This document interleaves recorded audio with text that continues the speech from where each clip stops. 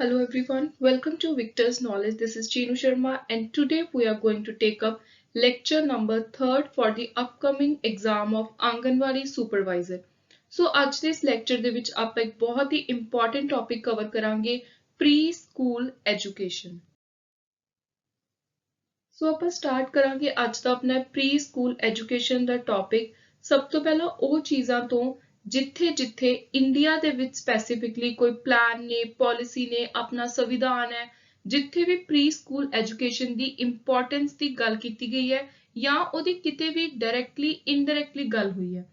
ਸੋ ਸਭ ਤੋਂ ਪਹਿਲਾਂ ਜੇ ਆਪਾਂ ਇਕਨੋਮਿਕ ਪਲਾਨਸ ਦੀ ਗੱਲ ਕਰੀਏ ਜਿਹੜੇ 5 ਸਾਲਾ ਪਲਾਨਸ ਆਏ ਸੀ ਉਹਨਾਂ ਦੇ ਵਿੱਚੋਂ ਜਿਹੜਾ 11th 5 year ਪਲਾਨ ਹੈ ਇਹਦੇ ਵਿੱਚ ਸਭ ਤੋਂ ਪਹਿਲਾਂ ਇਹਦੀ ਇੰਪੋਰਟੈਂਸ ਨੂੰ अर्ਲੀ ਚਾਈਲਡਹੁੱਡ ਕੇਅਰ ਐਜੂਕੇਸ਼ਨ ਇਹਦੀ ਜਿਹੜੀ ਇੰਪੋਰਟੈਂਸ ਹੈ ਇਹਦੀ ਲੋੜ ਹੈ ਹਰ ਚਾਈਲਡ ਦੀ ਗਰੋਥ ਦੇ ਲਈ ਡਿਵੈਲਪਮੈਂਟ ਦੇ ਲਈ ਉਹਦੀ ਇੰਪੋਰਟੈਂਸ ਨੂੰ ਰੈਕਗਨਾਈਜ਼ ਕੀਤਾ ਸੀ ਐਕਨੋਲੇਜ ਕੀਤਾ ਸੀ।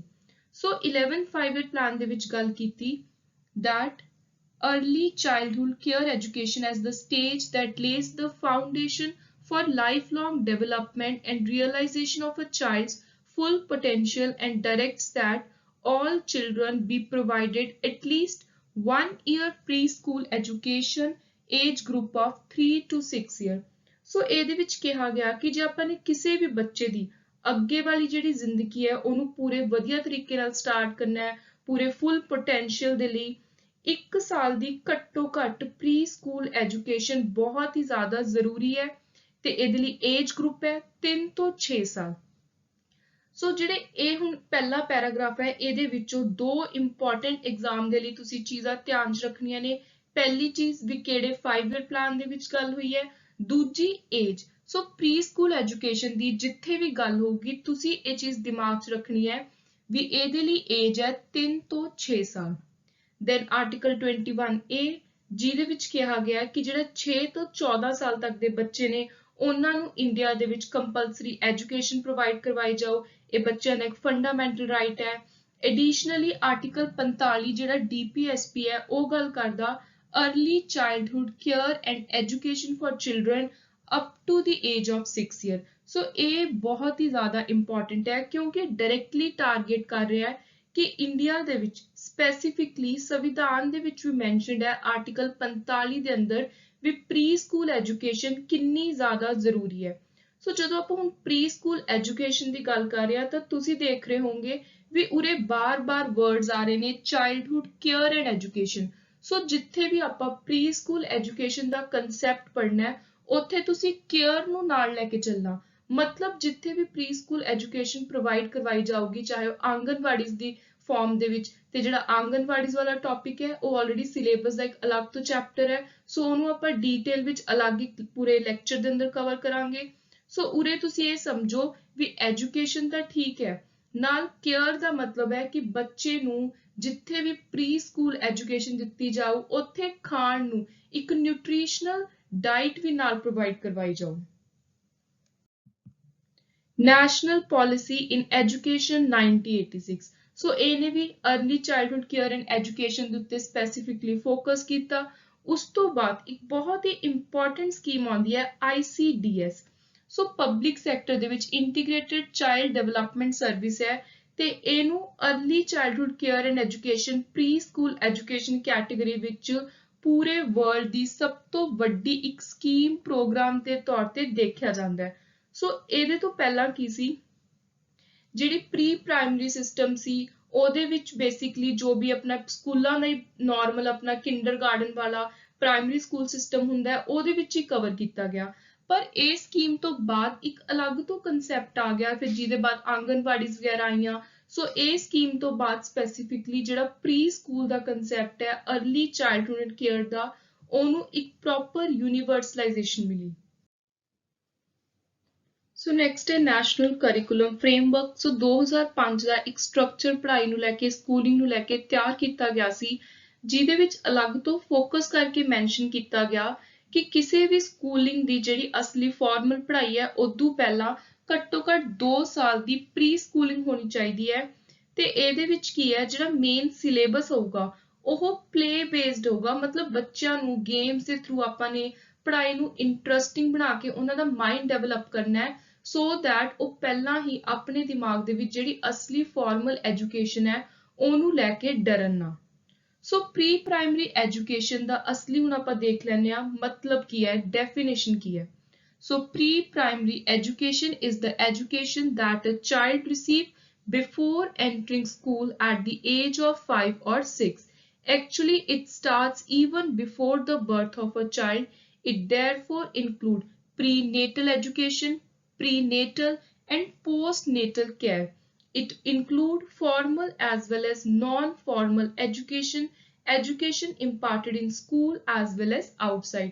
ਸੋ ਪ੍ਰੀ ਪ੍ਰਾਇਮਰੀ ਐਜੂਕੇਸ਼ਨ ਜਾਂ ਪ੍ਰੀ ਸਕੂਲ ਐਜੂਕੇਸ਼ਨ ਦਾ ਮਤਲਬ ਹੈ ਕਿ ਤੁਸੀਂ ਅਸਲੀ ਪੜ੍ਹਾਈ ਤੋਂ ਪਹਿਲਾਂ ਜਿਹੜੇ ਬੱਚੇ ਦੇ 3 ਸਾਲ ਦੀ ਉਮਰ ਤੋਂ ਲੈ ਕੇ 6 ਸਾਲ ਤੱਕ ਦੀ ਜਾਂ 5 ਸਾਲ ਤੱਕ ਦੀ ਉਮਰ ਹੈ ਉਹਦੇ ਵਿੱਚ ਬੱਚਾ ਆਪਣੇ ਘਰ ਤੋਂ ਜਿਹੜੀਆਂ ਚੀਜ਼ਾਂ ਸਿੱਖਦਾ ਹੈ, ਬਾਹਰ ਜਿਹੜੀਆਂ ਚੀਜ਼ਾਂ ਸਿੱਖਦਾ ਹੈ, ਜੇ ਸਕੂਲ ਦੇ ਵਿੱਚ ਜਾ ਰਿਹਾ ਤਾਂ ਉੱਥੇ ਉਹ ਐਕਟੀਵਿਟੀਜ਼ ਦੇ ਥਰੂ ਕਿੰਨਾ ਮੈਂਟਲੀ ਡਿਵੈਲਪ ਹੋ ਰਿਹਾ ਹੈ।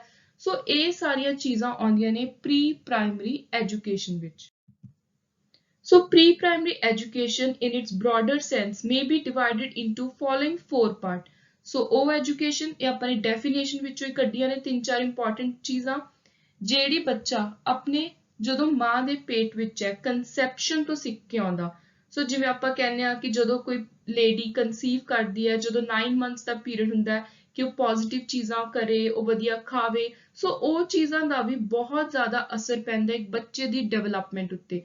So pre-primary education from conception to birth, then pre-primary education from birth to 2.5 years, then 2.5 years to 4, 4 to 5 or 6 years. Next ਹੁਣ ਆਪਾਂ ਕੁਝ main objectives ਦੇਖਾਂਗੇ related to pre-primary education ਜੋ ਇੱਕ ਇੰਡੀਆ ਦੀ ਬਹੁਤ important Sargent report ਹੈ 1944 ਦੀ, ਇਹਦੇ ਵਿੱਚ mention ਸੀ। ਸੋ ਸਭ ਤੋਂ ਪਹਿਲਾਂ ਕੁਝ ਇਹਦੇ ਵਿੱਚ ਫਾਰਮਲ ਇਨਸਟਰਕਸ਼ਨਸ ਇੱਕ ਤਰ੍ਹਾਂ ਦੱਸੀਆਂ ਗਈਆਂ ਕਿ ਕਿਵੇਂ ਆਪਾਂ ਨੇ ਪ੍ਰੀ ਪ੍ਰਾਇਮਰੀ ਜਿਹੜੀ ਸਟੇਜ ਹੈ it should be given to young children social experience rather than formal instruction ਕਿ ਆਪਾਂ ਨੇ ਜਿਹੜੀ ਇਹ ਪ੍ਰੀ ਪ੍ਰਾਇਮਰੀ ਐਜੂਕੇਸ਼ਨ ਹੈ ਇਹਨੂੰ ਇੰਟਰਸਟਿੰਗ ਕਿਵੇਂ ਬਣਾਉਣਾ, ਇਹਦੇ ਵਿੱਚ ਬੱਚਿਆਂ ਨੂੰ ਕਿਸ ਤਰ੍ਹਾਂ ਦੀ ਪੜ੍ਹਾਈ ਕਰਾਈ ਜਾਊ, ਕਿਹੜੀਆਂ ਗੇਮਸ ਖਿਡਾਈਆਂ ਜਾਣਗੀਆਂ, ਉਹਨਾਂ ਦੀ ਮੈਂਟਲ ਡਿਵੈਲਪਮੈਂਟ ਸਕਿੱਲਸ ਨੂੰ ਐਨਹਾਂਸ ਕਰਨ ਦੇ ਲਈ ਸਕੂਲਸ ਜਾਂ ਜੋ ਵੀ ਅਥਾਰਟੀਜ਼ ਨੇ, ਕੋਈ ਪਲੇਵੇਜ਼ ਨੇ, ਉਹ ਕਿਸ ਤਰ੍ਹਾਂ ਦੇ ਐਫਰਟ ਕਰਨਗੇ। ਸੋ ਸਭ ਤੋਂ ਪਹਿਲਾਂ ਇਹਦੇ ਵਿੱਚ ਕਿਹਾ ਗਿਆ to develop understanding of foundation of pre school education. So ਜਿਹੜੀ ਰਿਪੋਰਟ ਸੀ ਇਹਦੇ ਵਿੱਚ ਪ੍ਰੀ ਪ੍ਰਾਇਮਰੀ ਸਟੇਜ ਨੂੰ ਲੈ ਕੇ ਕਿਉਂ ਅਲੱਗ ਤੋਂ objective mention C so that ਸਾਰਿਆਂ ਨੂੰ ਆਈਡੀਆ ਹੋ ਜਾਵੇ ਵੀ ਜਿਹੜੀ ਇੱਕ ਫਾਊਂਡੇਸ਼ਨ ਤਿਆਰ ਕਰਨੀ ਹੈ ਪ੍ਰੀ ਸਕੂਲ ਐਜੂਕੇਸ਼ਨ ਦੀ ਉਹਦੇ ਵਿੱਚ ਕਿਹੜੀਆਂ-ਕਿਹੜੀਆਂ ਚੀਜ਼ਾਂ ਦੀ ਜ਼ਰੂਰਤ ਹੈ। Growth and development in early childhood 0 ਤੋਂ ਲੈ ਕੇ 6 ਸਾਲ provide guidance knowledge for working effectively with parent community for education of preschool children to gain knowledge and develop skill attitude required for working with young to appreciate the health and nutritional needs of young children to be able to identify common childhood illness, take care of the sick child and take preventive measure। ਸੋ ਇਹ ਜਿਹੜਾ ਮੈਂ ਤੁਹਾਨੂੰ ਦੱਸਿਆ starting ਵਿੱਚ ਆਂਗਨਵਾੜੀ ਜਿਵੇਂ ਉੱਥੇ ਉਹਨਾਂ ਨੂੰ ਪ੍ਰੋਪਰ ਡਾਈਟ ਵੀ ਦਿੱਤੀ ਜਾਂਦੀ ਹੈ। ਸੋ ਇਹ ਉਹ ਚੀਜ਼ ਹੈ। ਦੈਨ ਇੱਕ ਚਾਈਲਡ ਕੇਅਰ ਕਮੇਟੀ ਆਈ ਸੀ 1963-64 ਵਿੱਚ ਤੇ ਇਹ ਐਗਜ਼ਾਮ ਦੇ ਲਈ ਬਹੁਤ ਹੀ ਜ਼ਿਆਦਾ ਇੰਪੋਰਟੈਂਟ ਹੈ। ਇਹਦੇ ਚੇਅਰਪਰਸਨ ਦਾ ਨਾਮ is very very important. So ਇਸ ਕਮੇਟੀ ਦੀ ਚੇਅਰਪਰਸਨ ਸੀ Shrimati B Tarabai. You must remember this name for the exam. So ਇਹ ਕਮੇਟੀ ਨੇ ਕੁਝ ਪਾਲਿਸੀਜ਼ ਕੁਝ ਆਬਜੈਕਟਿਵ ਕੱਢੇ ਸੀ ਪ੍ਰੀ ਸਕੂਲ ਦੇ ਲਈ। ਸੋ ਪਹਿਲੀ ਚੀਜ਼ ਕਿ ਜਿਹੜੀ ਵੀ ਪ੍ਰੀ ਸਕੂਲ ਐਜੂਕੇਸ਼ਨ ਆ ਉਹਦੇ ਵਿੱਚ ਮੇਨਲੀ ਬੱਚੇ ਦੀ ਆਪਾਂ ਨੇ ਫਿਜ਼ੀਕਲ ਡਿਵੈਲਪਮੈਂਟ ਦਾ ਧਿਆਨ ਰੱਖਣਾ ਹੈ।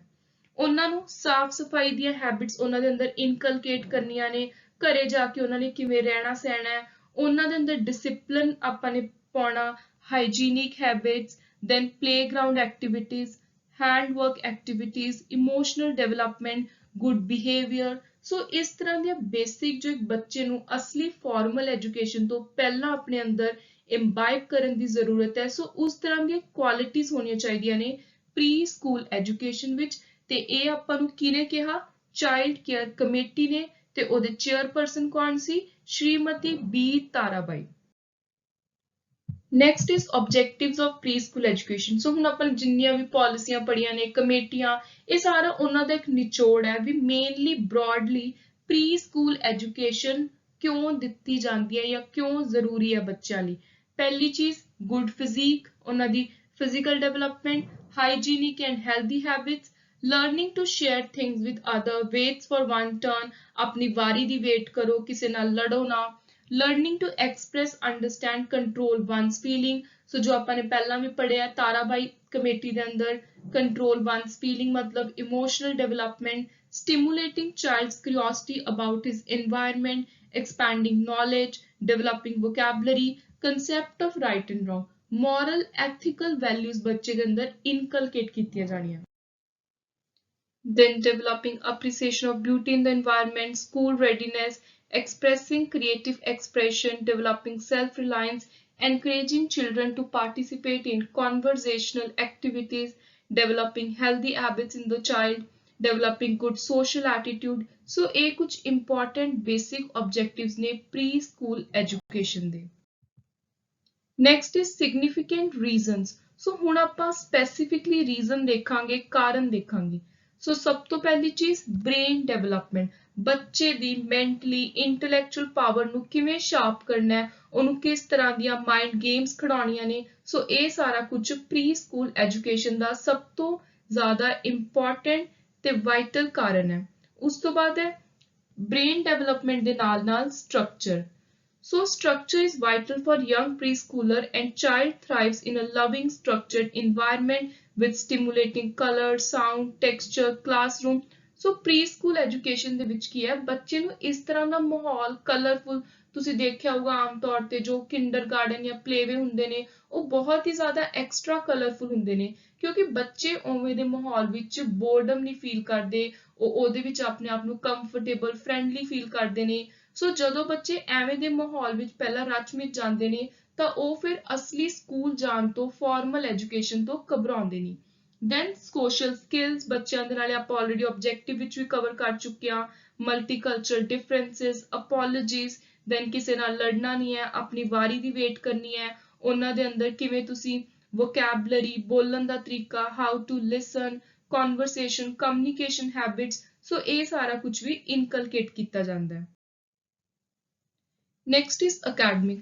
ਸੋ ਪਹਿਲਾਂ ਦਾ ਜਿਹੜਾ ਆਪਣਾ ਪੁਰਾਣਾ ਕਨਸੈਪਟ ਸੀ ਪ੍ਰੀ ਸਕੂਲ ਦਾ, ਉਹਦੇ ਵਿੱਚ ਅਕੈਡਮਿਕ ਉੱਤੇ ਇੰਨਾ ਐਮਫੈਸਿਸ ਨਹੀਂ ਸੀ ਕੀਤਾ ਜਾਂਦਾ, ਪਰ ਹੁਣ ਥੋੜੇ ਸਮੇਂ ਤੋਂ ਬੱਚਿਆਂ ਨੂੰ ਜਿਹੜਾ ਪ੍ਰੀ ਸਕੂਲ ਆ ਉਹਦੇ ਵਿੱਚ ਆਪਾਂ ਦੇਖਿਆ ਕਿ ਜਿਵੇਂ ਐਲਫਾਬੈਟਿਕਸ, ਨੰਬਰ, ਇਹ ਚੀਜ਼ਾਂ ਹੁਣ ਕਰਾਉਣ ਲੱਗ ਗਏ, ਕਿਉਂਕਿ ਇਹ ਮੰਨਿਆ ਜਾਂਦਾ ਵੀ ਜਦੋਂ ਬੱਚਾ ਉਸ ਏਜ ਦੇ ਵਿੱਚ ਹੈ 3 to 6 ਈਅਰ, ਤਾਂ ਉਹਦੀ ਲਰਨਿੰਗ ਕੈਚਿੰਗ ਪਾਵਰ ਬਹੁਤ ਹੀ ਜ਼ਿਆਦਾ ਐਕਸੀਲੈਂਟ ਹੁੰਦੀ ਹੈ। Then preschool is important, the needed space it gives as a parent to work. So ਇਹ ਬਹੁਤ ਹੀ ਜ਼ਿਆਦਾ ਜ਼ਰੂਰੀ ਹੈ ਉਹਨਾਂ ਫੈਮਲੀਜ਼ ਦੇ ਲਈ ਜਿੱਥੇ ਪੇਰੈਂਟਸ ਵਰਕਿੰਗ ਨੇ।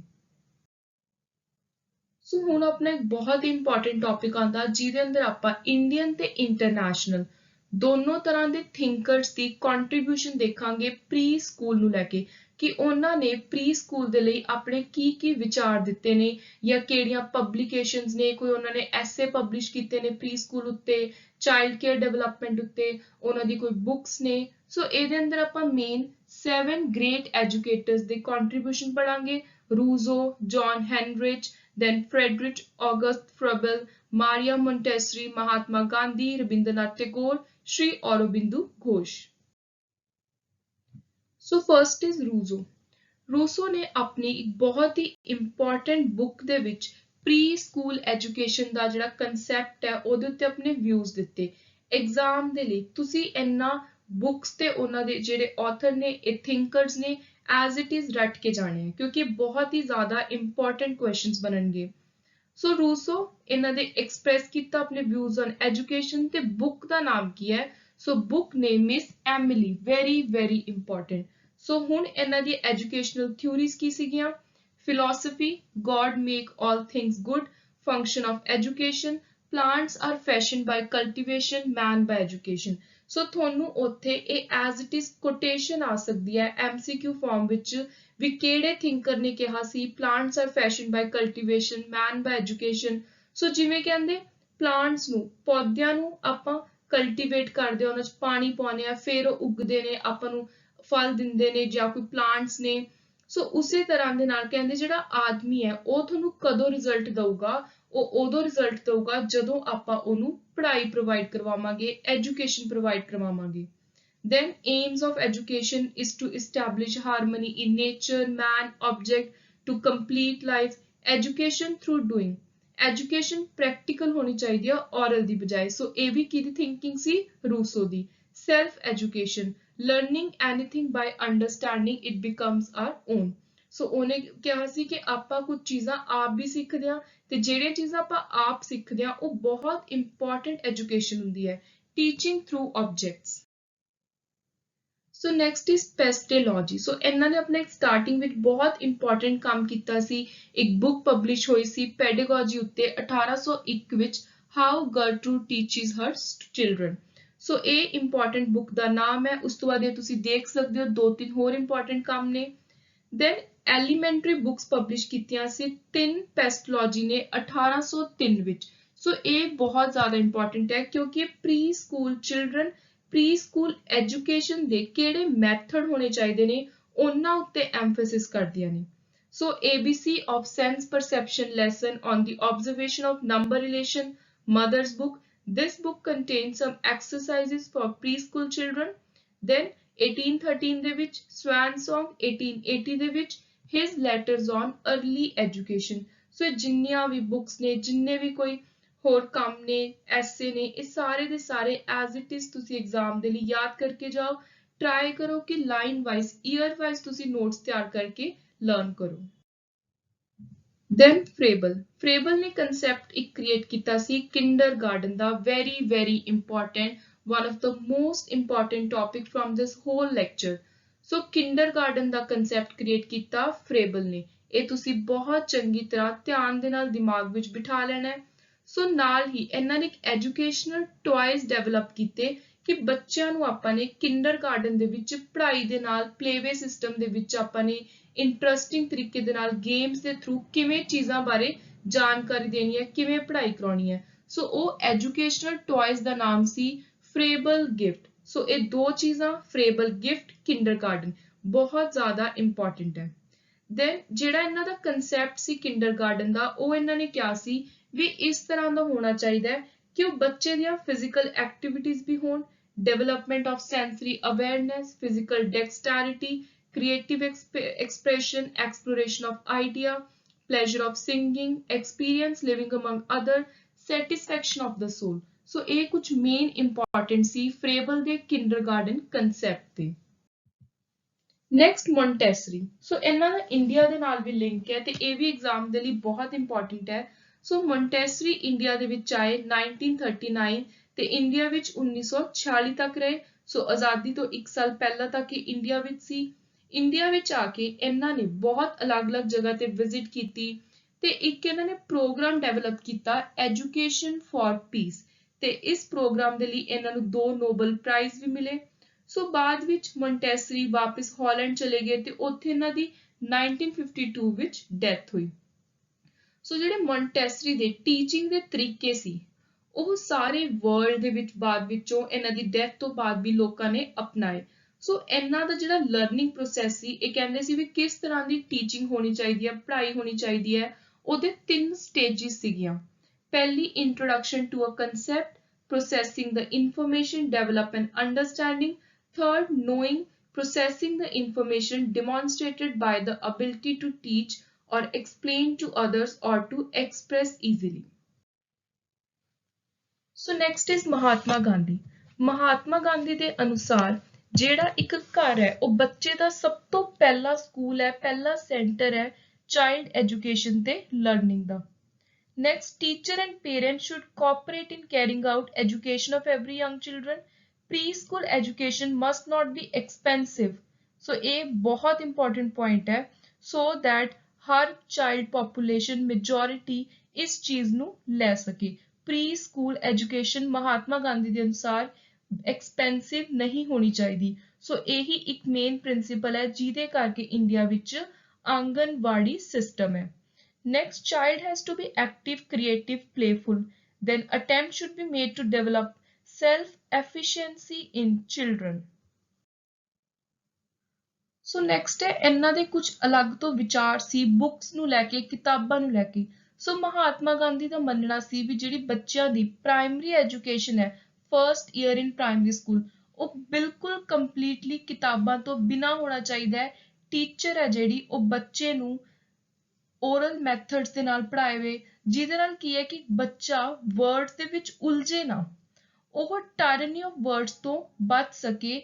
A method that save the child from tyranny of words। ਸੋ ਇਹ ਬਹੁਤ ਇੰਪੋਰਟੈਂਟ ਇੱਕ ਥਿੰਕਿੰਗ ਸੀ ਮਹਾਤਮਾ ਗਾਂਧੀ ਦੀ ਬੁੱਕਸ ਨੂੰ ਲੈ ਕੇ। ਨੈਕਸਟ ਹੁਣ ਐਜੂਕੇਸ਼ਨ ਦੇ ਉੱਤੇ ਗਾਂਧੀ ਜੀ ਦੀਆਂ ਕੁਝ ਇੰਪੋਰਟੈਂਟ ਪਬਲੀਕੇਸ਼ਨ ਸੀ। ਸੋ ਉਹਨੇ ਮਾਈ ਐਕਸਪੈਰੀਮੈਂਟ ਵਿਦ ਟਰੂਥ, ਇਹਨਾਂ ਦੀ ਆਟੋਬਾਇਓਗ੍ਰਾਫੀ, ਬੇਸਿਕ ਐਜੂਕੇਸ਼ਨ, ਇਹ ਵੀ ਮਹਾਤਮਾ ਗਾਂਧੀ ਨੇ ਲਿਖੀ ਹੈ, towards need education, true education to the student, task before Indian student, India of my dream, medium of instruction, task for India, Harijan। Next come Rabindranath Tagore। ਸੋ ਇਹਨਾਂ ਦਾ ਇੱਕ ਮੰਨਣਾ ਸੀ, ਇੱਕ believe ਸੀ ਕਿ education ਦਾ main aim ਹੋਣਾ ਚਾਹੀਦਾ ਹੈ self realisation, ਕਿ ਬੰਦਾ ਪੜ੍ਹ ਕੇ ਆਪਣੇ ਆਪ ਨੂੰ ਕਿੰਨਾ ਜਾਣ ਰਿਹਾ, ਆਪਣੀ ਉਹਦੀ ਕੀ ਇੱਕ ਕੈਪੇਬਿਲਿਟੀ ਇਨਕਰੀਜ਼ ਹੋ ਰਹੀ ਹੈ। ਸੋ ਇਹਨਾਂ ਨੇ ਸੈਲਫ ਐਜੂਕੇਸ਼ਨ ਦਾ ਕੰਸੈਪਟ ਦਿੱਤਾ। So self education based on self realisation is as permanent as that of education। So ਇਹਨਾਂ ਦਾ ਮੰਨਣਾ ਸੀ ਕਿ ਜ਼ਰੂਰੀ ਨਹੀਂ ਕਿ ਆਪਾਂ ਕਿਤਾਬਾਂ ਤੋਂ ਹੀ ਸਾਰੀ ਨੌਲੇਜ ਲਈਏ, ਜੇ ਕੋਈ ਇਨਸਾਨ ਲਾਈਫ ਐਕਸਪੀਰੀਅੰਸ ਚੋਂ ਨੌਲੇਜ ਕ੍ਰੀਏਟ ਕਰ ਰਿਹਾ, ਉਹ ਵੀ ਇੱਕ ਤਰ੍ਹਾਂ ਦੀ ਪੜ੍ਹਾਈ ਹੀ ਹੈ। ਸੋ ਇਹਨਾਂ ਦੇ ਕੁਝ ਇੰਪੋਰਟੈਂਟ ਵਰਕ ਸੀ। ਸਭ ਤੋਂ ਪਹਿਲਾਂ ਤਾਂ ਇਹਨਾਂ ਨੇ 1901 ਵਿੱਚ ਇੱਕ ਸਕੂਲ ਸਟਾਰਟ ਕੀਤਾ, Shantiniketan, named Brahmacharyashram, modified on the lines of ancient gurukul system. Later ਉਹਦਾ ਨਾਮ ਬਦਲ ਕੇ ਰੱਖਿਆ ਗਿਆ ਵਿਸ਼ਵ ਭਾਰਤੀ। So the aim of this educational institute was the quest for truth, blending the method of learning of East and West। So next ਹੁਣ ਆਪਣਾ last ਇੱਕ important thinker ਜਿਨ੍ਹਾਂ ਬਾਰੇ ਆਪਾਂ ਪੜਾਂਗੇ on preschool education is Sri Aurobindo Ghosh। ਸੋ ਇਹਨਾਂ ਨੇ ਬਹੁਤ ਸਾਰੇ series of article ਲਿਖੇ education ਉੱਤੇ in the Karm Yogin during 1909 to 10 under the title So a system of national education, national value of art, preface to national education, synthesis of yoga, a book। ਸੋ ਇਹਨਾਂ ਦੇ ਮੁਤਾਬਿਕ education ਦਾ aim ਹੈ ਕਿ ਉਹ ਜਿਹੜੀਆਂ modern life ਦੀਆਂ ਅਸਲੀ ਜ਼ਰੂਰਤਾਂ ਨੇ ਉਹਨਾਂ ਨੂੰ ਕੇਟਰ ਕਰੇ। Then physical development main aim ਹੋਣਾ ਚਾਹੀਦਾ, ਟੂ ਟ੍ਰੇਨ ਆਲ ਦ ਸੈਂਸਿਸ। ਬੱਚੇ ਨੂੰ ਪੜ੍ਹਾਈ ਇਸ ਤਰ੍ਹਾਂ ਦੀ ਹੋਣੀ ਚਾਹੀਦੀ ਹੈ ਕਿ ਉਹਦੀਆਂ ਜਿੰਨੀਆਂ ਵੀ ਸੈਂਸਿਸ ਨੇ ਉਹ ਸਾਰੀਆਂ ਫੁੱਲੀ ਟ੍ਰੇਨਡ ਹੋ ਜਾਣ, means hearing, speaking, listening, touching, smelling, tasting। Then to achieve mental development of child। ਸੋ ਬੱਚੇ ਦੀ ਮੈਮਰੀ, ਥਿੰਕਿੰਗ, ਰੀਜ਼ਨਿੰਗ, ਕ੍ਰੀਏਟੀਵਿਟੀ, ਇਹ ਸਾਰੀਆਂ ਚੀਜ਼ਾਂ ਫੁੱਲੀ ਡਿਵੈਲਪ ਕੀਤੀਆਂ ਜਾਣ। ਸੋ ਇਹ ਸੀ ਅੱਜ ਦਾ ਆਪਣਾ important concept on pre school education. I hope you liked the content. Keep supporting Victor's Knowledge. Please do subscribe to my channel, share it. Thank you and good luck.